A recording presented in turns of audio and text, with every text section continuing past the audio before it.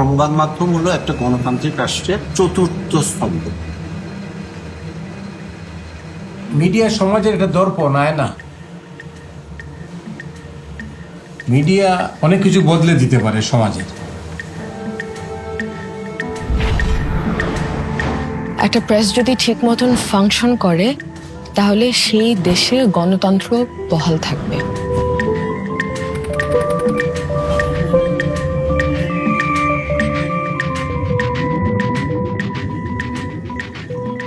In any democratic country, you will notice that you can hold the power accountable. You can ask questions. You can bring the truth to people. যে দেশে freedom of press নাই, ওই জায়গায় আর যাই থাক, democracy থাকা সম্ভব না। গণতন্ত্র তো আমাদের থেকে নির্বাসিত।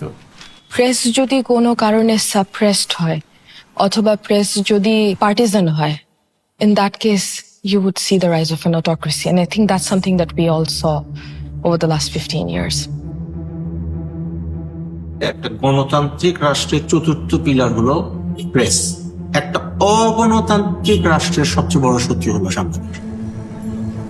দেশের সাংবাদিকতা বলে কোনো জিনিস ছিল না বলে আমি মনে করি। 15 বছর যারা সত্য কথা বলতে চেয়েছে সাহস করে তাদের মুখ বন্ধ করে দেওয়া হয়েছে। যেমন আমাকে দেশ ছেড়ে চলে যেতে বাধ্য করা হয়েছে, পত্রিকা বন্ধ করে দেওয়া হয়েছে। সবই ছিল নিয়ন্ত্রিত। একটা নিয়ন্ত্রিত সমাজে কোনো অবস্থাতে এটা আশা করা যায় না। আর সাংবাদিকরা তো আলাদা দ্বীপের বাসিন্দা না, পুরো জিনিসটাই তো তাদের কবজায় ছিল। সংবাদপত্রের শত্রু হিসেবে 14 জন ডিক্টেটরকে চিহ্নিত করেছিল রিপোর্টার্স উইদাউট বর্ডার্স। সেখানে শেখ হাসিনাকে সেটা দিয়েছিল তারা। ডিজিটাল নিরাপত্তা আইনে যতজনকে প্রসিকিউট করা হয়েছে তার 1/3 হচ্ছে সাংবাদিক। I was imprisoned for drawing cartoon, criticizing. Mushtaq Bhai, myself and Kishore were very annoyed at how the government was dealing with the pandemic situation. And we decided to draw some cartoons, including that one. That cartoon was published. And sadly, Mushtaq Bhai and Ahmed Kabir Kishore, my good friend, was picked up by police back in Bangladesh. Mushtaq Bhai and Kishore were tortured brutally inside the jail. And in February 2021, Mushtaq Bhai died in a very suspicious circumstances inside the jail. 5 ঘন্টার বেশি সময় সচিবালয়ে আটকে রেখে শাহবাগ থানায় নিয়ে যাওয়া হয়েছে প্রথম আলোর জ্যেষ্ঠ প্রতিবেদক রোজিনা ইসলামকে। 2012 সালের 11 ফেব্রুয়ারি ঢাকার রাজাবাজারে নিজ বাসায় খুন হন সাংবাদিক দম্পতি সাগর সরোয়ার ও Meherun Runi. Kajol is a photojournalist and the founder and editor of Daily Pokhokal. আমার মনে আছে কাজল ভাই আসার পর আমি প্রথম কাজল ভাইয়ের সাথে কথা বলছিলাম যখন, এটা হচ্ছে আমাদের ফার্স্ট মিটিং। কাজল ভাইকে বললাম, কাজল আপনাকে কোথায় রেখেছে? সে আমাকে বলছে না। আমি বললাম, কাজল ভাই ঘরটা কত বড় ছিল? সে বলেছে ঘরটা একটা কবরের সমান ছিল। ওইটার পরে কোন সাংবাদিক কথা বলবে?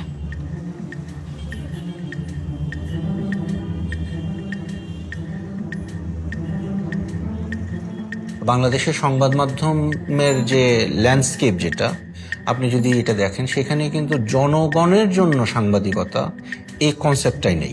একটা বড় শ্রেণী তৈরি হয়েছিল যারা সুবিধাভোগী শ্রেণী। এই ফ্যাসিস্ট রেজিম থেকে তারা সকল রকম সুবিধা নিয়েছে, প্রচুর টাকার মালিক হয়েছে, নির্লজ্জভাবে তেলবাজি করেছে। এটা আমরা দেখেছি। সংবাদ সম্মেলনের নামে সেখানে তেলবাজির প্রতিযোগিতা চলেছে। মানুষের বিশ্বাস এবং আস্থা আপনার প্রতি, যে কোনো সংকটে, যে কোনো সমস্যায় আপনার কাছেই যেতে হবে এবং তার উপায় আপনি দেবেন। না না, তারা জনগণের প্রতিনিধিত্ব তো করছে না, ওরা আসলে একটা পলিটিক্যাল পারপাস সার্ভ করছিল। সরকার যা বলেছে সেটাই নোট নিয়ে পত্রিকায় ছেপে দেওয়া হয়েছে। কোনো চ্যালেঞ্জ করা হয় নাই, কোনো ক্রিটিক্যাল প্রশ্ন করা হয় নাই। আপনি দেখেন তার আমলে 3-3টে ইলেকশন হলো, কারো কোনো অধিকার নাই। কেউ একটা ইলেকশন করে তার প্রতিনিধি সে ইলেক্ট করতে পারে না। এবারে নির্বাচনের পর্যবেক্ষকরা দেখুন, তারা মন খুলে বলেছে যে একটি সুন্দর, একটি শান্তিপূর্ণ নির্বাচন হয়েছে। বেশিরভাগ সাংবাদিক শাসকদের সঙ্গে এক ধরনের আঘাত করেছিলেন, যেটা খুবই দুর্ভাগ্যজনক। আপনার অর্জনগুলোকে তারা টার্গেট করেছে। মেট্রো রেল, ব্রিজ, আপনার যে অর্জনগুলো ছাত্রদের আন্দোলনকে পুঁজি করে এটা করেছে। চক্রান্তকারীরা যুক্ত ছিল এবং তার সঙ্গে অ্যালাইনমেন্ট করে আপনার যারা বিদেশি, যারা ষড়যন্ত্রকারী বা দেশবিরোধী আছে, তারাও সেখানে ছিল। এমন একটা অবস্থা হয়েছিল যে সাংবাদিকরা নিজেদের পরিচয় দিতে লজ্জাবোধ করত এবং জনগণের কাছেও সাংবাদিকদের সম্মান বলে আর কিছু অবশিষ্ট ছিল না। এবং যেটার কারণে আপনি যদি এখন দেখেন যে বাংলাদেশের জনগণ কিন্তু সাধারণ মানুষ যারা আছেন তারা কিন্তু সাংবাদিকদের বিশ্বাস করেন না।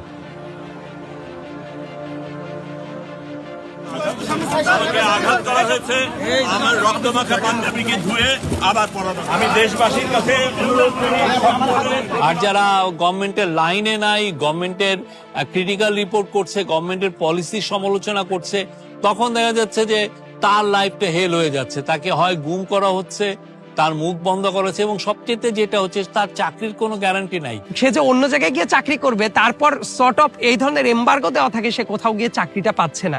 একটা মামলা দিলেই কিন্তু একটা সাংবাদিক চুপ হয়ে যাচ্ছে। নাও ইমাজিন দিস এট স্কেল। 2010 সালে আমি গ্রেফতার হলাম, 2011 সালে ছাড়া পেলাম, 2013 সালে আবার গ্রেফতার হলাম এবং ছাড়া পেতে পেতে 2016 সাল পার হয়ে গেল, এবং তারপরে তো পত্রিকা বন্ধই ছিল।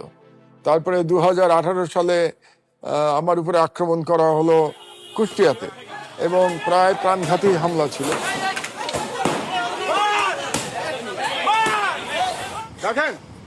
সেখান থেকে বেঁচে ফিরলাম।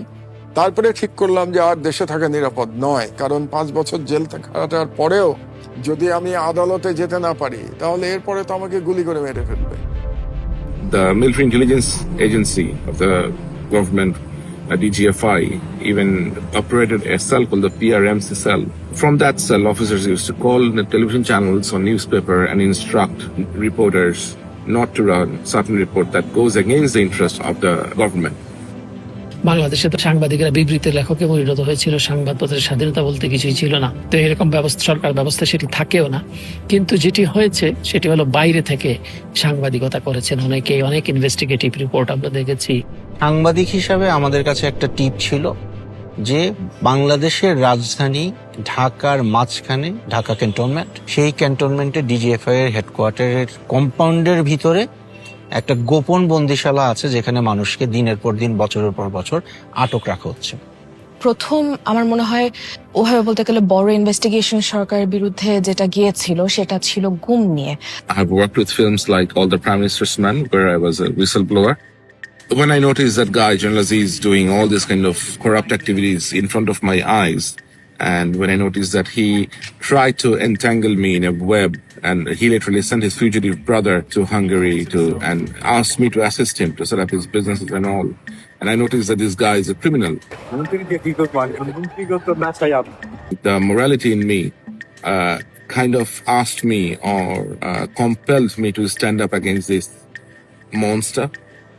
আয়নাঘরের বন্দি প্রতিবেদনটা যে ইনভেস্টিগেশনটা, এটা শুরু হলো আমি একটা ফোন কল পাওয়ার মাধ্যমে। একজন তরুণ প্রবাসী, উনি আমাকে ফোন করে বলল যে আমি আপনার সাথে একটা কথা বলতে চাই, আমি গুম ছিলাম। আমি বললাম হ্যাঁ বলেন। এবং উনি আমাকে বর্ণনা করলো এবং উনি ডিটেলগুলো বলতে পারে, যেটা আমি নিজে যখন আমি আয়নাঘরে গেলাম আমি কিন্তু দেখলাম যে আচ্ছা সেলিম তো এটার কথা বলছিল। তখন আমি বুঝতে পারলাম যে উনি অসত্য বলতেছে না। তখন আমরা এটাকে একটা প্রজেক্ট হিসাবে নেই যে এটা আসলে কোথায় আছে, এটা কার আন্ডারে, এই প্রজেক্টটা ইনভেস্টিগেশন করার জন্য আমরা তখন একটা প্ল্যান করে আমরা ইনভেস্টিগেশনটা শুরু করি। তার পরবর্তীতে আমি শুরু করি ফিনান্সিয়াল ইনভেস্টিগেশন, কারণ ততদিনে আসলে টাকা পাচার যে কি পরিমাণ হচ্ছে ওইটা নিয়ে আমাদের একটা ধারণা হয়ে গিয়েছিল। একজন বড় ব্যবসায়ী এসালম নামে, উনি প্রায় 7টা না 8টা ব্যাংক খালি করার জন্য একা উনি দায়ী। হাইকোর্ট একটা আদেশ দেয়, হাইকোর্ট আদেশ দিয়ে বলে যে এসালমের বিরুদ্ধে তদন্ত করতে হবে।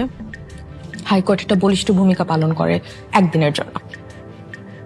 তারপর পরই এসালম ইনজাংশন চায় আমাদের বিরুদ্ধে, এবং সেই মামলা শেষমেশ চিফ জাস্টিসের বেঞ্চ পর্যন্ত চলে যায়।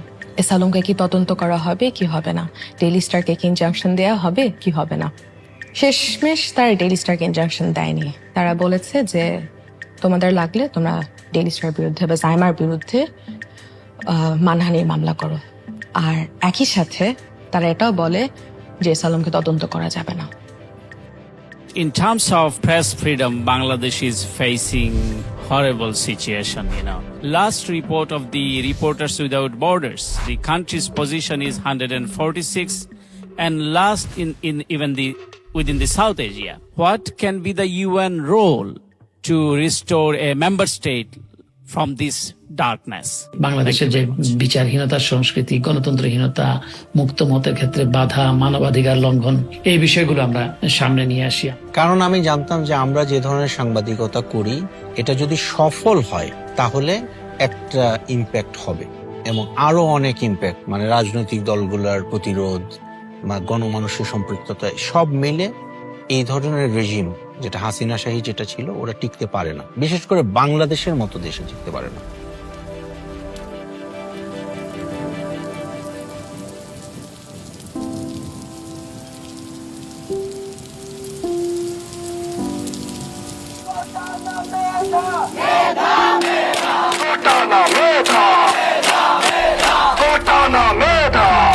শিক্ষার্থীরা কোটা বাতিলের নতুন নির্বাহী আদেশের দাবিতে ঢাকা বিশ্ববিদ্যালয় ক্যাম্পাস এবং আরো কয়েকটি বিশ্ববিদ্যালয়ে বিক্ষোভ করে। বৈষম্যমূলক যে কোটাগুলো রয়েছে সেগুলিকে বাতিল করে বিদ্যমান কোটা সিস্টেমকে সেটা যৌক্তিক সংস্কার করা। ফলে মেধা এবং কোটা খুব সহজে মানুষকে বিভ্রান্ত করা যাচ্ছে যে সব মেধাবীরা চাকরি না নিয়ে কোটার চাকরি। তার মানে কি মুক্তিযোদ্ধা সন্তান নাতিপুতিরা কেউ মেধাবী নেই, যত রাজাকারের বাচ্চারা নাতিপুতি হলো মেধাবী, তাই না? শেখ হাসিনার ওই মন্তব্যের জবাবে শিক্ষার্থীরা ঢাকা বিশ্ববিদ্যালয় ক্যাম্পাসে এলাকায় 15 তারিখ ওর সঙ্গে কথা হলো, যখন যেদিন ছাত্ররা সবাই ব্যারিকেড ভেঙে, হঠাৎ করে একটা ইউটিউবে একটা নিউজ দেখলাম যে ও স্ট্যান্ডে করে ক্যামেরাটা নিয়ে ও দৌড়াচ্ছে। তখন আমি রাতে ফোন দিলাম, বাবা এত সামনে যেও না, তুমি বাচ্চাটার কথা চিন্তা করো। আম্মু আমি সাবধানে আছি, তোমরা সাবধানে থাকো।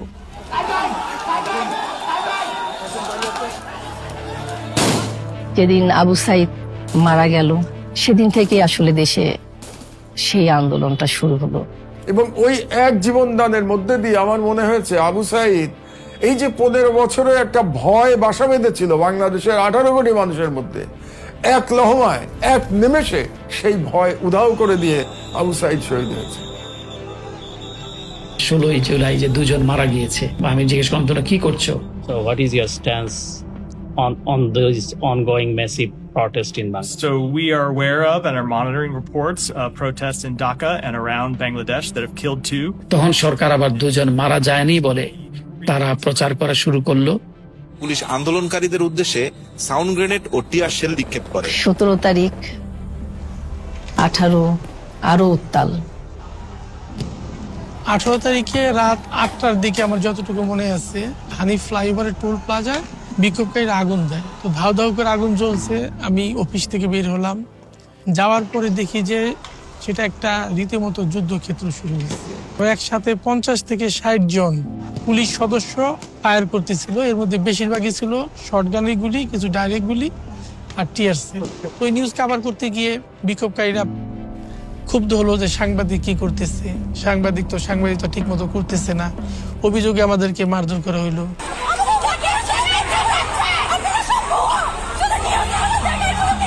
এর মধ্যেই আমার চোখের সামনে একজন মারা গেল, মানে পুরা তার বুকের ভিতর গুলি লাগলো। একটা রিক্সাওয়ালাকে ডাইকে ওই রিক্সার মধ্যে উঠালো, রিক্সার যে ডালাটা পুরা রক্তে ভিজে গেল। তো আমি যখন বাসায় আসলাম, আসার পরে যখন আমাকে নিচে বলল যে প্রিয়র গায়ে গুলি লাগছে, এখন তো ছেলেপেলেরা অনেক জায়গায় গুলি খাচ্ছে, হতে পারে, আমি এটাই মাথায় নিয়েছি। বাসায় যাওয়ার পরে আমি সবখানে খবর নেওয়ার চেষ্টা করতেছিলাম ও কার সাথে ছিল, এটা আসলে বের করতে পারতেছিলাম না। যেই আমাকে ফোন দিচ্ছে, আমি যাকে ফোন দিচ্ছি, সবাই বলতেছে আমরা প্রিয়কে খুঁজতেছি। ঠিক রাত 1টা, রাতের ফোনগুলো তো অন্যদের জোরে শোনা যায়, ওরা বারান্দায় গিয়ে কথা বলতেছে। তখন শুনলাম যে আমার কানে আসলো কথাটা যে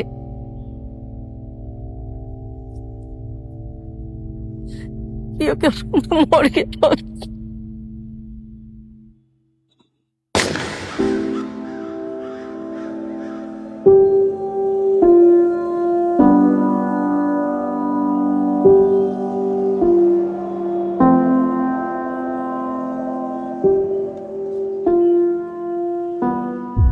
ডয়েচে ওয়েলের ইনভেস্টিগেটিভ ইউনিট তারা কনস্ট্যান্টলি মনিটর করছিল বাংলাদেশ মিলিটারির আচার আচরণ কার্যকলাপ।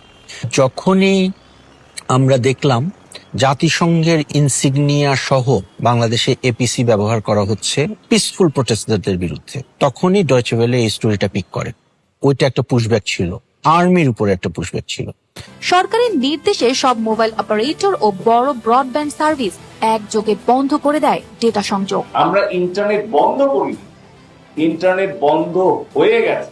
আসলে ওই সময়টাতে আমাদেরকে একেবারে দুনিয়া থেকে আমরা বিচ্ছিন্ন ছিলাম, খবর থেকে বিচ্ছিন্ন ছিলাম। কখন কোথায় কি ঘটেছে, বাংলাদেশে কি ঘটেছে আমরা তাও জানতাম না। তো তখন আমাদের একটা প্রচেষ্টা ছিল কনস্ট্যান্ট একটা আপডেট দেওয়া, সেটা আমরা ফোনে আমাদের যে এখানকার যারা ছিলেন তাদের কাছ থেকে নিতাম। তারপরে পরবর্তীতে আমরা একটা স্যাটেলাইট লিংক এস্টাবলিশ করতে পারি বাংলাদেশের ভিতর থেকে। তো সেই স্যাটেলাইট লিঙ্কটা আরো অনেকেই ইউজ করেছেন, এটা এএফপি ছিল। আমরা সবাইকে ইনভাইট করেছি, আসেন আপনারা যে যে বিদেশে নিউজ পাঠাবেন, ফুটেজ পাঠাবেন, ফটো পাঠাবেন আমাদের মাধ্যমে। আমি বলতে পারবো যে ওই ইন্টারনেট শাটডাউনের পুরো 6 দিন 7 দিন পুরোটা এএফপি ঢাকা অফিসের মাধ্যমে সবাই নিয়েছেন।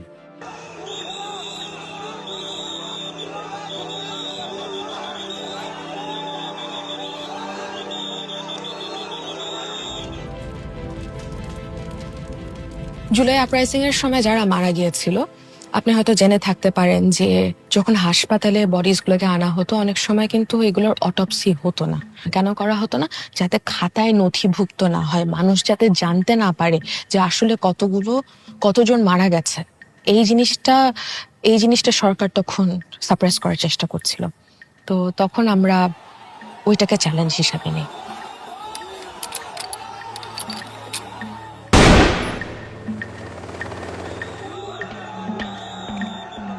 I have seen the power of the youth. I have witnessed, I have noticed, I have documented how people of security forces brutally killed students, general people, young kids, school-going kids. Casualty ওয়ার্ডের যে একটা intact receipt থাকে, ওগুলা collect করি। নতুন কবরে যাদেরকে দেয়া হয়েছে, এখানে কি কোনো গুলিবিদ্ধ ভিকটিম ছিল? এটা তো নেওয়া যায় না। একটা ছেলে তাকে সরাসরি গুলি করে মেরে ফেলতেছে। আমরা সাংবাদিক হিসাবে তো মানুষ তো। এবং এই মৃত্যুগুলো হয় কিভাবে জানেন? বেশিরভাগই there were shots made above the waist. আপনি ধরেন আপনি ক্রাউড ডিসপার্স করছেন, ক্রাউড ডিসপার্সালের জন্য আপনি চাইলে কিন্তু পায়ে মারতে পারেন। ওটার জন্য ওরা মাটিতে শুয়ে পড়ে অথবা হাঁটু গেড়ে বসে ওরা পায়ের দিকে মারে। ওরা সেটা তো করছিল না, ওরা ডিরেক্ট বুকে মারছিল, পেটে মারছিল, মাথায় মারছিল। তার মানে ওরা মারার জন্য মারছিল। একটা স্টেজে আমাদের বলা হলো যে আপনারা লিখবেন যে দুষ্কৃতিকারীরা। আমি বলছি যে না, এটা হবে না, ছাত্রই লিখেছি। আমার সহকর্মী কবরস্থানগুলো ঘোরেন, কবরস্থান ঘুরে ঘুরে দেখেন যে নতুন কবর কোনটা হয়েছে। নতুন কবর, তারপরে কবরস্থানের যে যারা মাটি কাটে, কবর খোঁড়ে, তাদেরকে জিজ্ঞেস করলাম, বললো যে হ্যাঁ, অন্য সময়ের চেয়ে বিশেষ করে জুলাই 19 তারিখ থেকে 3 তারিখ পর্যন্ত একটু অস্বাভাবিক লাশ আসছে।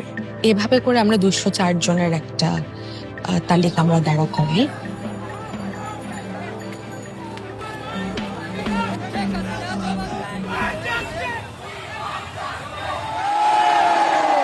এই জুলাই হত্যাকাণ্ডের ফয়সালা করেই আমরা অগাস্টে যাব। আমাদের এক দফাটি হলো শেখ হাসিনা সহ এই সরকারের পতন এবং ফ্যাসিবাদের বিলোপ। আমরা এটা প্রমাণ করে ছাড়ি যে 95% মৃত্যু হয় বুলেটের আঘাতে। এই নিউজটা আমরা ছাপাই রেডি করতে করতে আমাদের 3 তারিখ হয়ে গেছিল। তো আমরা 3 তারিখ আমরা একটা প্রেসে যাই, 4 তারিখের পত্রিকাতে এটা আসে। সারা দেশে সংঘাত, সংঘর্ষ, গুলি, পাল্টাপাল্টি ধাওয়ায় অন্তত 91 জনের মৃত্যু হয়েছে। একটি জরুরি সিদ্ধান্ত মোতাবেক আমাদের যে 6 তারিখের যেই লং মার্চ টু ঢাকা কর্মসূচি ছিল, সেটাকে আমরা একদিন এগিয়ে নিয়ে এসেছি। অর্থাৎ আগামীকাল 5ই অগস্ট সারা দেশের মুক্তিকামী জনতাকে ঢাকার উদ্দেশ্যে রওনা হওয়ার জন্য আমরা আহ্বান জানাচ্ছি। 5ই আগস্ট আমার অ্যাসাইনমেন্ট ছিল হচ্ছে এয়ারপোর্ট এলাকায়, কারণ এখানে বড় একটা মিছিল ঢাকার দিকে ঢুকবে। টঙ্গীতে এসে থেমে আছে কোনো মিছিল, আবদুল্লাহপুর উত্তরা এসে আছে, কোনোটা আছে দক্ষিণখানে, কোনোটা আছে উত্তরখানে, এইভাবে জায়গায় জায়গায় ছড়ায় ছিটে আছে। রাস্তায় প্রচুর পুলিশ এবং আর্মির লোকজন আছে। তারপরে যে একটা বিশাল সিন দেখলাম, যে প্রায় 1 ঘন্টা হয়ে গেল, আমি ওইখানে দাঁড়ায় ছবি নিচ্ছি, তারপরে কথা বলতেছি, মিছিল আর শেষ হয় না। মানে এত বড় মানে মিছিল হইতে পারে আমার এই 27 বছর রিপোর্টিং আমি কখনো দেখিনি।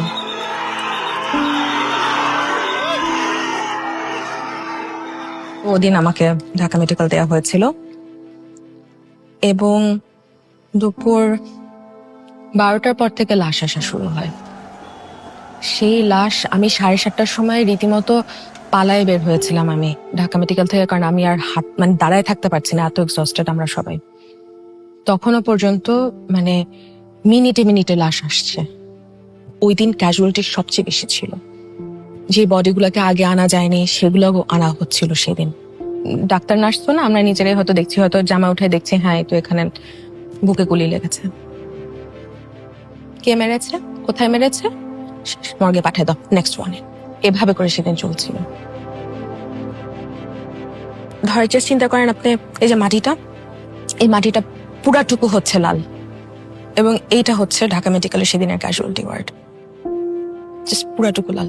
ওটার মধ্যে দিয়ে আপনি হাঁটছেন, কতগুলো শহীদের রক্ত আপনি জানেন না। এত সন্তানের মৃত্যুর পরে যে আনন্দ, এই আনন্দটা আসলে কিভাবে বহিঃপ্রকাশ হয় একটা মায়ের চোখে আমি বুঝি না। আমি সেদিন ওখান থেকে আসার পরে আমি দরজা লাগিয়ে আমি সন্ধ্যার সময়, তখন আমি আমার সন্তানের জন্য কেঁদেছি।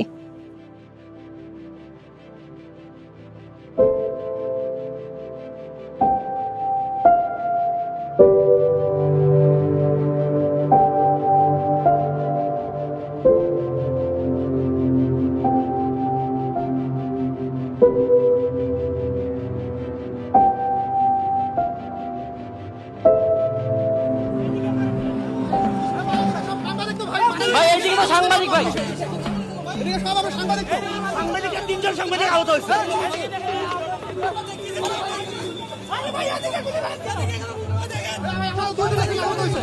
আমরা সাংবাদিকরা অনেক সময় যান হাতে নিয়ে গেছি, এটা আমরা জেনে বুঝেই করি এবং কাজের প্রতি ওই ভালোবাসাটা আছে বলেই করি।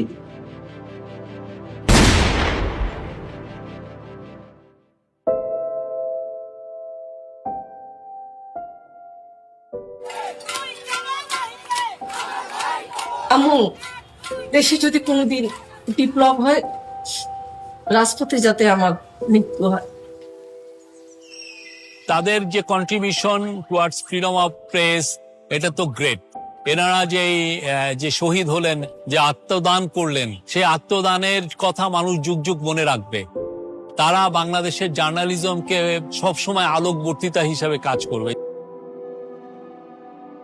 যারা শহীদ হয়েছেন, আমি আশা করব যে প্রতিটা শহীদ সাংবাদিকের বিপরীতে আরো 100 জন ভালো সাংবাদিকের জন্ম বাংলাদেশে হবে। তখন ভাবলাম যে এইভাবেও মরতে চেয়েছে, এইভাবেই বুঝি ও মরে গেল।